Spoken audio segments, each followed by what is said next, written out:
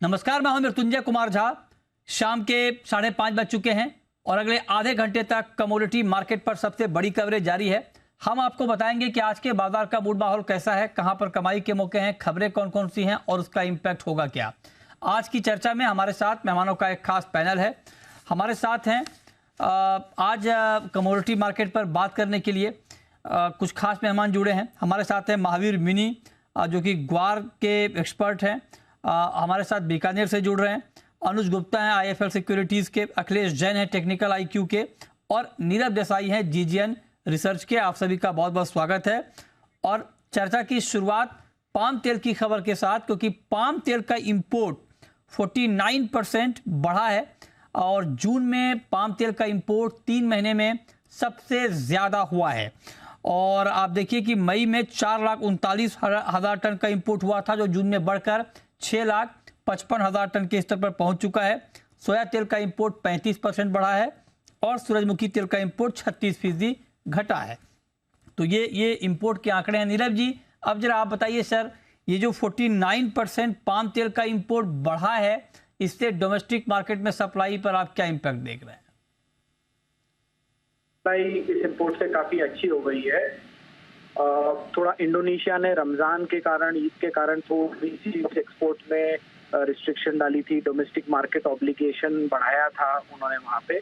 उस कारण से प्राइसेस थोड़े ऊपर गए थे और India one of the smarter buyers of the world है ऑयल्स में, इसलिए तब हमने हमारा इंपोर्ट थोड़ा रिड्यूस करके हमारा स्टॉक ज्यादा कंज्यूम किया। पर जैसे ही ईद खत्म हुआ और प्राइसेस रिलैक्स हुए, लोअर आए, तो इंडिया ने तुरंत ही उस चीज का फायदा उठा के अच्छा इंपोर्ट लाइन अप कर लिया। और अब थोड़ा up higher production cycle palm का दिखता है। स्टॉक भी थोड़ा सा मलेशिया का इंक्रीज होता लग रहा है 1.5-2 लाख टन से। सो ओवरऑल पाम की अवेलेबिलिटी अच्छी भी रहेगी और इंडिया का इंपोर्ट लाइनअप अच्छा भी रहेगा। अगर हम प्राइस की बात करें तो आज सबसे सस्ता तेल पाम ऑयल ही है, उसके बाद सनफ्लावर ऑयल आता है और उसके बाद सोयाबीन ऑयल आता है। सनफ्लावर की इंपोर्ट थोड़ी सी एक मंथ के लिए कम हुई है, बट मैं नहीं समझता हूँ कि ये कोई बहुत ज्यादा कम रहने वाली है। आने वाले महीनों में सनफ्लावर का इंपोर्ट भी अच्छा रहेगा, क्योंकि सनफ्लावर का प्राइस अट्रैक्शन सोयाबीन ऑयल से काफी अच्छा है। आज भी $965 सनफ्लावर ऑयल है वर्सेस $1,060 to $1,070 का सोयाबीन ऑयल का प्राइस है। सो मोटा मोटी $80 to $100 का सोयाबीन प्रीमियम। सोयाबीन ऑयल अभी करंट मंथ में अच्छा रहा है। आने वाले मंथ, मतलब जुलाई मंथ का भी नंबर ठीक रहना चाहिए। अगस्त ऑनवर्ड थोड़ा सा इंपोर्ट स्लो डाउन हो सकता है, क्योंकि अर्जेंटीना का जो पेसो डॉलर स्कीम है उसके अट्रैक्शन में चलते वहां से एक्सपोर्ट भी अच्छा हुआ था और इंडियन इंपोर्टर्स ने बुक भी अच्छा किया था। बट अब नया ट्रेड इंपोर्ट का नहीं बहुत ज्यादा बुक हो रहा है, क्योंकि बहुत ज्यादा price differential soybean oil versus sunflower oil का और पाम ऑयल का हो गया है। अच्छा, लेकिन अब एक बार बताइए सर नीरव जी, कि अभी ग्लोबल मार्केट में हाल के दिनों में दाम बहुत बढ़ गए थे और अभी हमारा इंपोर्ट बढ़ा है। मैं अगर प्राइस के लिहाज से पूछूं तो हमारे यहाँ भी प्राइस का सिचुएशन क्या रहने वाला है? प्राइस के सिचुएशन में तो ये पहले तो अवेलेबिलिटी तो बहुत अच्छी है।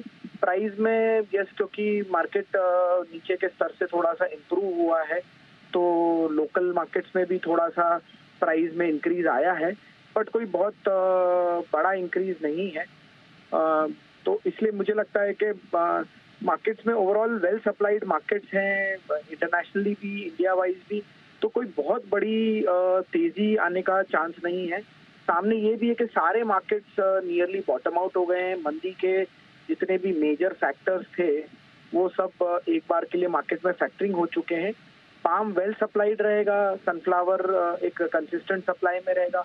सोया थोड़ा सा, अर्जेंटीना का क्रॉप इस साल कम है और पेसो डॉलर स्कीम अभी डिसकंटिन्यू हुई है, तो स्लाइटली सपोर्टिव ट्रेंड में रहेगा। बट सनफ्लावर और पाम के चलते मार्केट में एक रेगुलर यहाँ पे लोअर प्राइस पे वेल सप्लाइड ऑयल इंडिया को मिल रहा है। तो अभी प्राइस को लेकर कोई दिक्कत नहीं है सर, दाम नहीं बढ़ेंगे? नहीं, बहुत ज्यादा कोई दाम बढ़ने की सिचुएशन। अच्छा, सोइंग की क्या रिपोर्ट है आपके पास अभी, खरीफ ऑयल सीड सोइंग की, सोयाबीन की? सोयाबीन की सोइंग में देखिए थोड़ा सा मानसून डिस्टर्ब जरूर हुआ इनिशियली, बट 24-25 जून से एक अच्छा रेनफॉल रहा है, पर्टिकुलरली मध्य प्रदेश में और राजस्थान में। तो मध्य प्रदेश में तो सोइंग नंबर्स आने में थोड़ा टाइम लगेगा गवर्नमेंट के, बट मेरे हिसाब से एक अच्छी सोइंग चल रही है।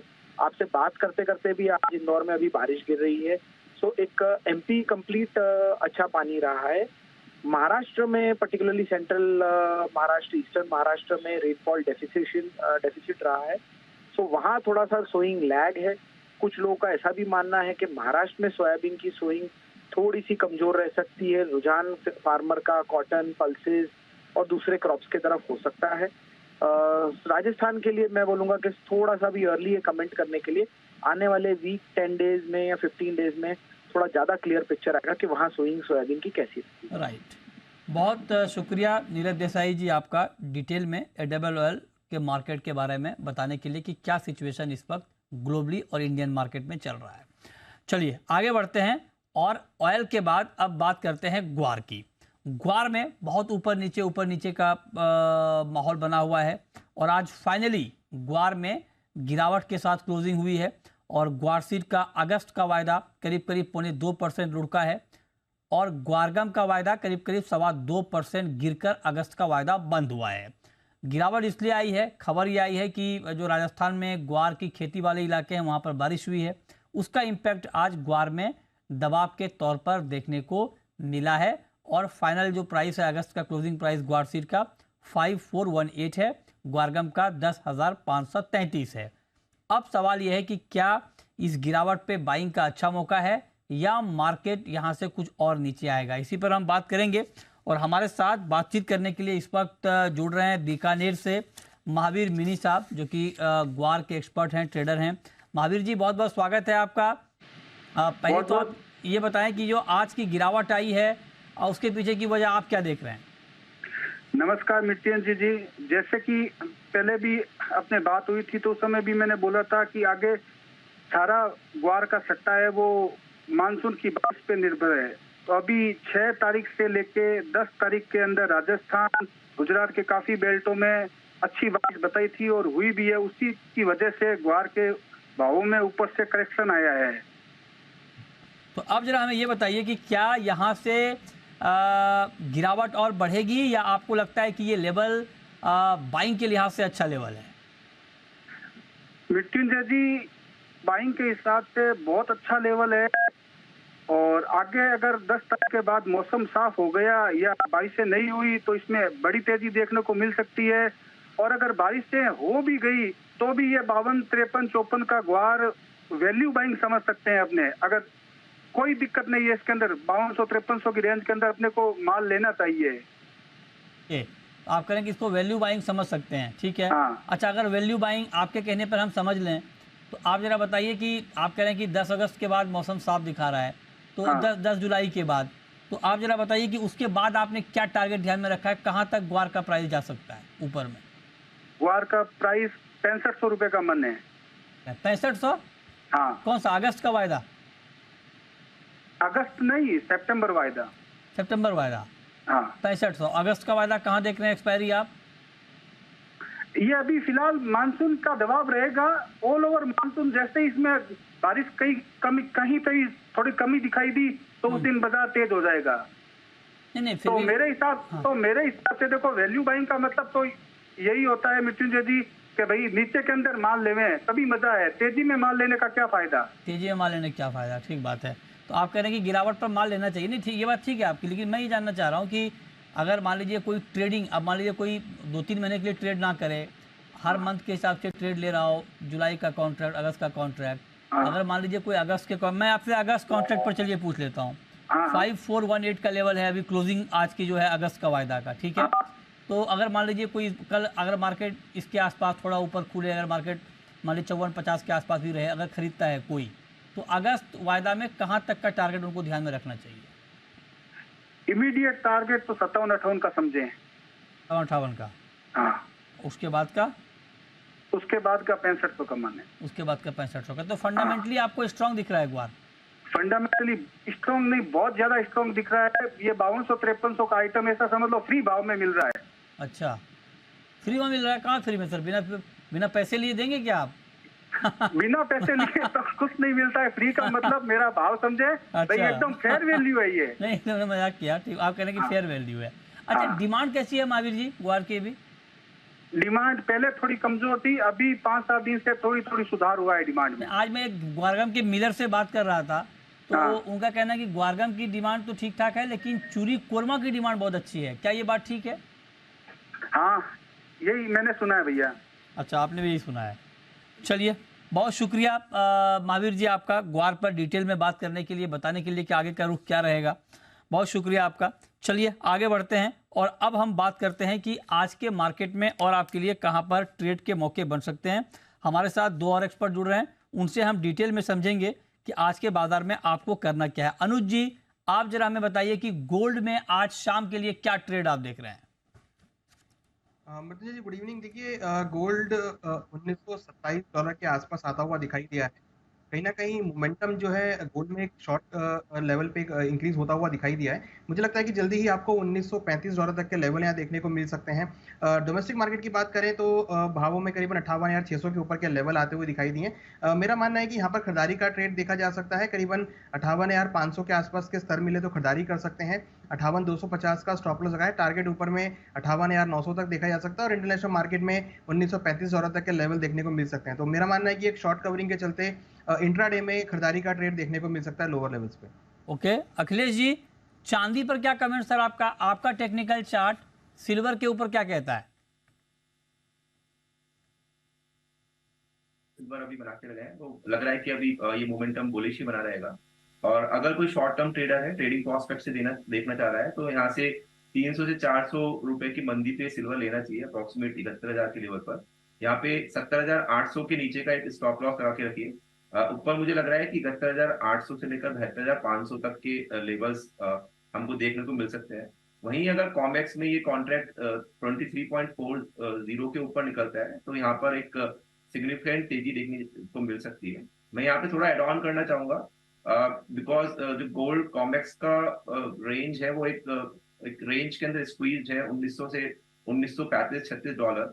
तो कहीं पे भी अगर गोल्ड $1935-36 के ऊपर निकलता है तो इन दोनों ही कॉन्ट्रैक्ट में एक अच्छी तेजी देखने को मिल सकती है और सिल्वर में आने वाले दिनों में 73,500-74,000 तक के लेवल भी देखने को मिल सकते हैं। ठीक है, ये राय आपकी हो गई सिल्वर के ऊपर, इस पर आप नज़र बनाकर चलें।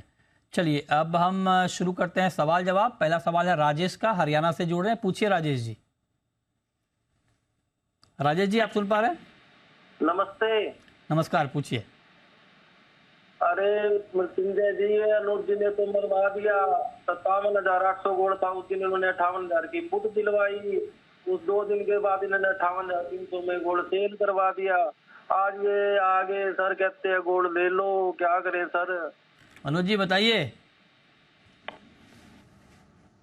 देखिए, जो भी लेवल्स दिए थे उसमें आपको टारगेट देखने को मिला और आप उसमें एग्जिट नहीं हुए उसमें, क्योंकि हमने देखा था कि गोल्ड नीचे करीबन 57,800 तक नीचे आता हुआ दिखाई दिया था। जब हमने कॉल दिया था तो उसमें प्रॉफिट आया था। अगर आपने नहीं बुक किया तो वो आपको बुक करना चाहिए था। और जहां तक सवाल है अभी जिस तरह का मोमेंटम है, हमें लगता है कि मार्केट एक रेंज में रहेगा। मुझे लगता है कि आपने हो सकता है कि शायद एग्जिट नहीं किया होगा जहां पर कॉल में प्रॉफिट आया था।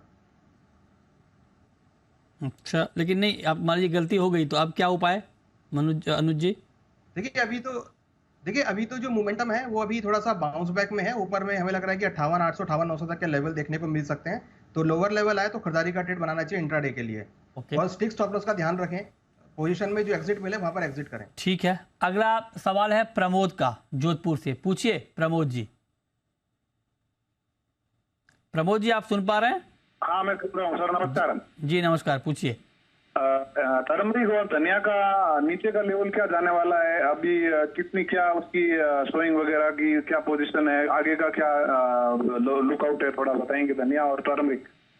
कोरिएंडर और टर्मरिक का आउटलुक आप जानना चाहते हैं, बताइए अखिलेश जी, क्या आउटलुक आप देख रहे हैं कोरिएंडर का और टर्मरिक का? कोरिएंडर नीचे के भाव से यहाँ पे एक रिकवरी देखने को मिली हुई पिछले कुछ सत्रों में, बट मुझे लग रहा है कि ये वायदा अभी टेक्निकली 7,050 के लेवल को जब तक ब्रिज नहीं करता तो यहाँ पे एक फर्दर तेजी से दूरी लेनी चाहिए। मुझे लगता है कि अभी भाव अगस्त प्राइस के 6775 के आसपास, 6800 के आसपास चल रहे हैं। यहाँ पे अप्रोक्सीमेट 250 से 300 पॉइंट का अगर डाउन साइड मिलता है 6550 तक, तो वहां पे आप यहाँ पे खरीदारी बना सकते हैं। 6440 इसमें बंद का एक स्टॉप लॉस रखिए।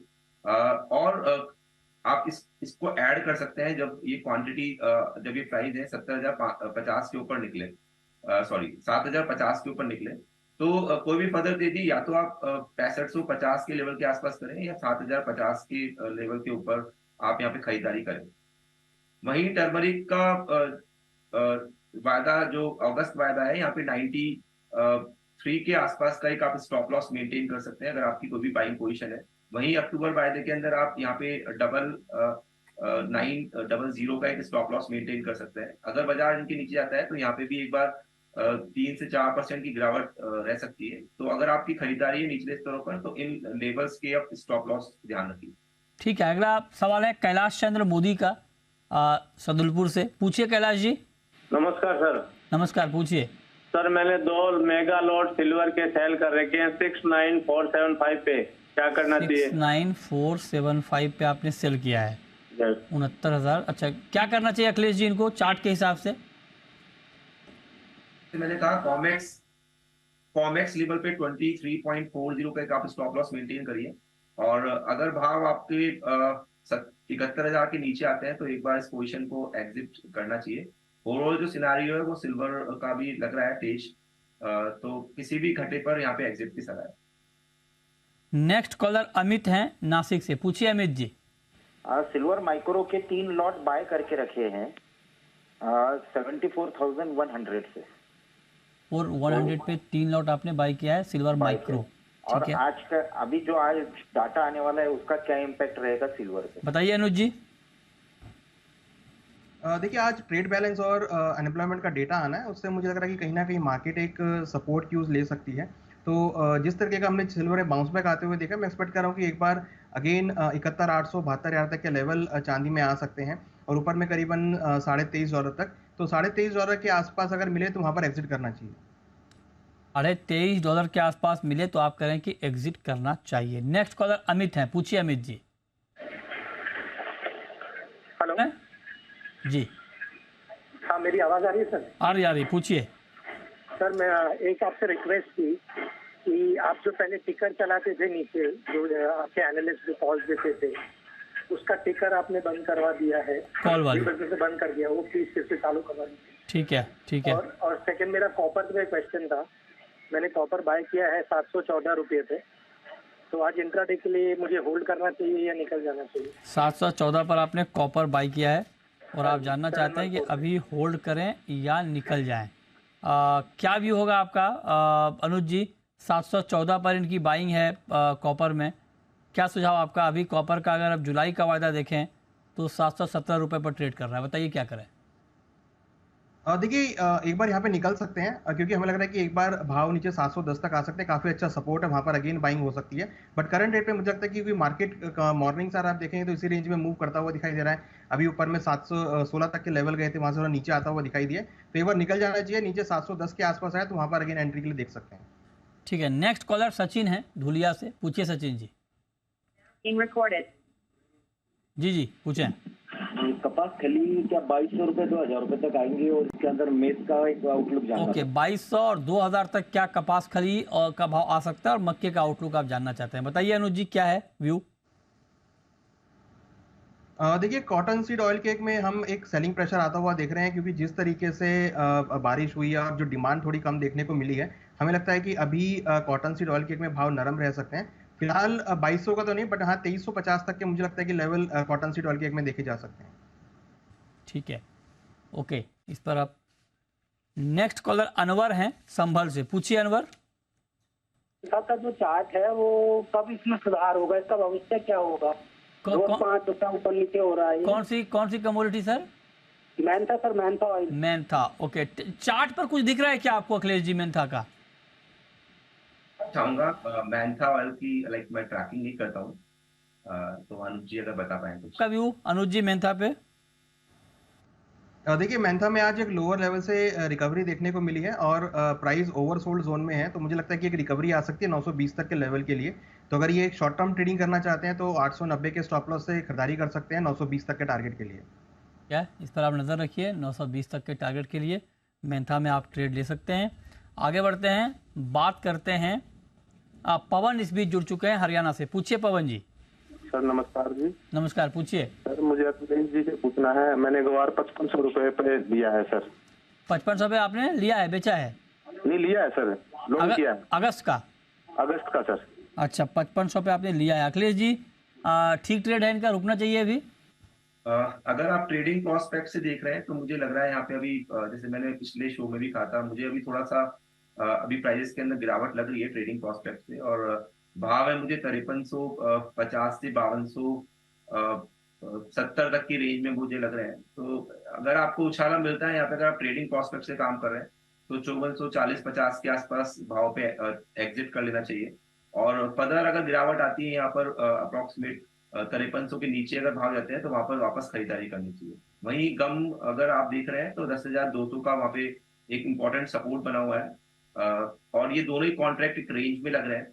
तो अगर स्पेसिफिकली ट्रेडिंग प्रोस्पेक्ट से काम कर रहे हैं तो यहाँ पे एग्जिट कर लीजिए, और दोनों ही तरफ के भाव यहाँ पे देखने को मिलेंगे। तो रेजिस्टेंस पे आप सेल करिए और सपोर्ट्स पे बाय करके काम करिए।